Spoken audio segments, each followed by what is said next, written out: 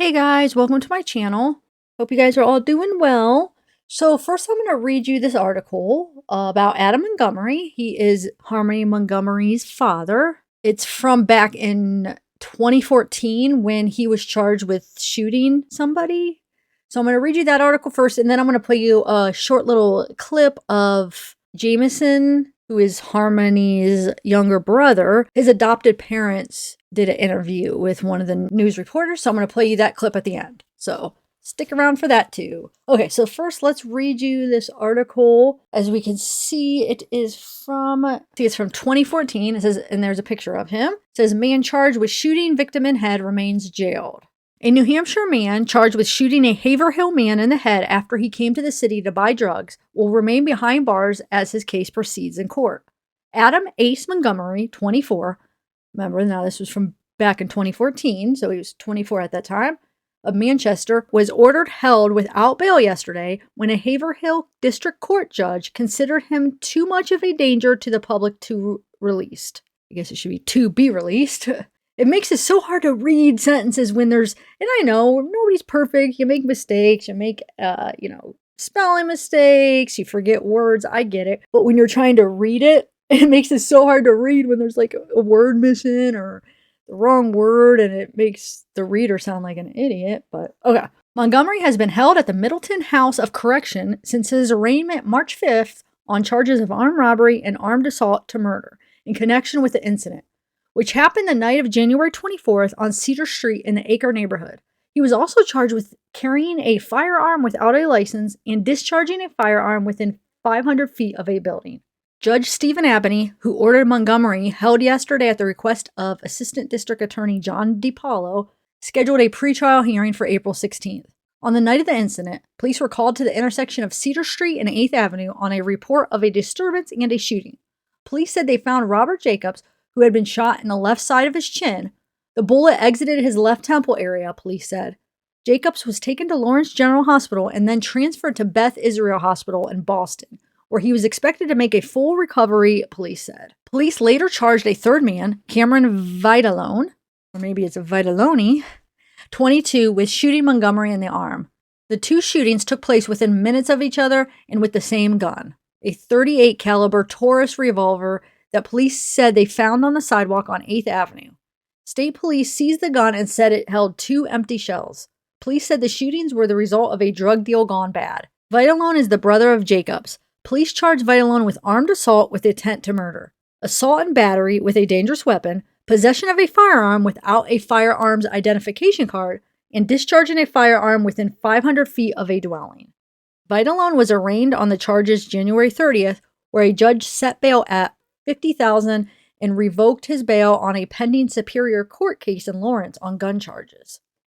According to a police report, on January 28th, the U.S. Marshal's Office located Montgomery in Manchester, New Hampshire, and arrested him on an unrelated probation violation warrant out of Middlesex Superior Court. Montgomery had a bullet wound in his right arm, the report said.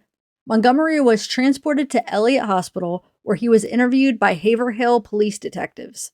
According to the police report, Montgomery told investigators that he went to 8th Avenue and Cedar Street to buy heroin, but he didn't know the name of the person he was to buy it from. He said he was to meet the seller in the hallway of an apartment building, but when he arrived, there were 4 or 5 people there, and they tried to rob him of the $280 he planned to spend on the heroin.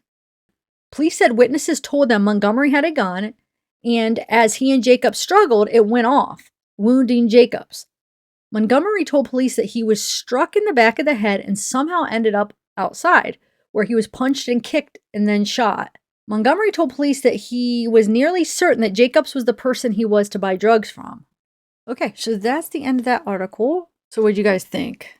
So he was shot in the arm. He had shot the other guy basically in the chin, and it went out through the guy's temple. So supposedly he goes in to buy some heroin.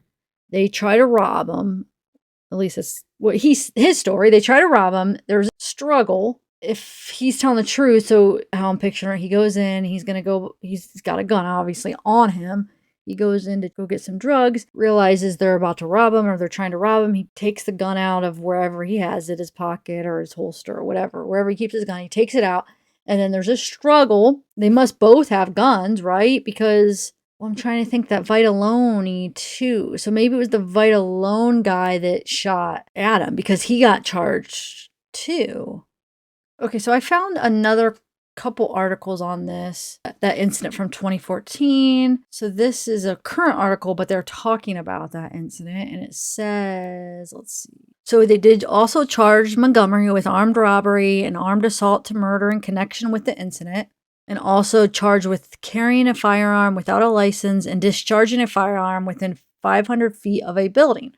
So those were the same charges that Vitalone got on that previous article. Now, that other article was actually from 2014. This article was a current one, but they're talking about the charges. So in September 2014, Montgomery pleaded guilty to all the charges and was sentenced to 18 months in the House of Corrections. So it was Cameron Vitalone that was charged with shooting Montgomery in the arm. Okay, so the rest of it's the same stuff. And then it says the two shootings took place within minutes of each other.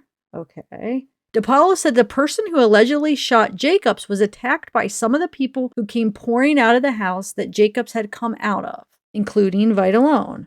At some point, they take the gun from the shooter, and at some point, it ends up in his hands, DePaulo said, while motioning towards Vitalone. DePaulo said that after the original alleged shooter was beaten, he gave up the gun and Vitalone shot him. DePaulo said a witness identified Vitalone as the person who shot the man who police later identified as Adam Ace Montgomery. According to a police report on file in Haverhill District Court, during police questioning of Jacobs, he wrote out answers to investigators indicating that while he was in the hallway of his residence, an unknown person pointed a gun to his head and demanded his money. Jacobs told investigators that he swatted the gun away and it went off, resulting in his being shot in the face. So then Montgomery told police that he was struck in the back of the head and somehow ended up outside where he was punched and kicked. And he told police that he did not see a gun in the hallway, but did see one at some point. So Adam Montgomery saying he went in to go buy some drugs, and then he basically gets attacked and they try to rob him. And then he takes out his gun, they're fighting, and the gun accidentally goes off, and then somehow he ends up getting punched, knocked over, and shot.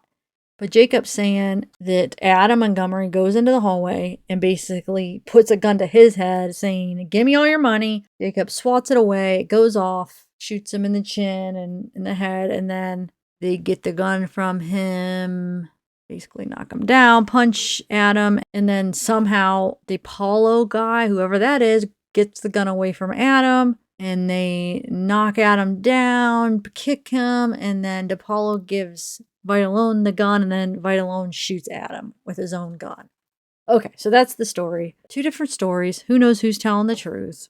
Okay, so let me play you the video clip of the Millers, the two guys that adopted little Jamison, and they have 3 boys actually. But one of them is Harmony's brother, and they also were the ones that they said that they would have adopted Harmony. So they were in contact with Crystal, trying to get her, or basically trying to get them in contact with a way to get a hold of Harmony or somehow be able to adopt Harmony, because they wanted to adopt her too. You know, they said Jamison always talks about her. He was crying for her at night at one period. So yeah, he loves his sister. So it's just a shame that you had like loving parents right there that probably would have gave Harmony a good life, are willing to take her and love her as their own, and she gets to grow up with her brother, and God only knows, I mean, what happened? Where is Harmony? This just makes me so mad, because if somebody doesn't want a kid, there's so many people that want to adopt and that want a kid to love and give them a better life. Why do that? And I know under this situation, I'm guessing it's could be possibly for money, maybe. I'm not sure. I don't know what the story is. I guess I'm just going by what Crystal is saying, that she thinks he may have sold her for money. If that's the case, you know, that was the motive for him, was to get money for drugs, probably. If that is the case, I'm not even sure. Or maybe not. Maybe it was just a thing where he freaking just did it, or like abused her so bad that I hate to even think about it. But think about how many times that parents do that. They just can't take it and they don't want their kids there. The kid makes them so mad or they just don't want to deal with it and then they kill their kid. And then, I mean, why? It's so senseless. People don't make sense to me sometimes. Man. Okay, let me play you this video. If we ever got a Jamison was with his sister. Blair and Jonathan Miller adopted Harmony's biological brother Jamison about 2 years ago when he was 3 years old. They say his memory of his sister, who he spent time in foster care with, is vivid. He remembers what she looks like. He knows that she wears glasses and has blue eyes. And he often asks about her. He looks for her at a park. You know, he's ready to find her and see her again. He misses his sister. Jamison's dad say they can't find words to explain the current situation to their 5-year-old son, a situation adults are having trouble comprehending. And the thought that I may have to tell my 5-year-old, we couldn't protect your sister the way we could protect you, is heartbreaking. The Millers say they're in contact with Jamison and Harmony's mother, Crystal, wanting Jamison to know where he comes from and to know his story. Every time we look at him, we think, what story are we going to tell Jamison? How is this story going to end? We are very optimistic and very hopeful that Jamison sees his sister again. Really, really, really, really, really, really need your love. I'm begging you to be kind. I'm begging you to be kind.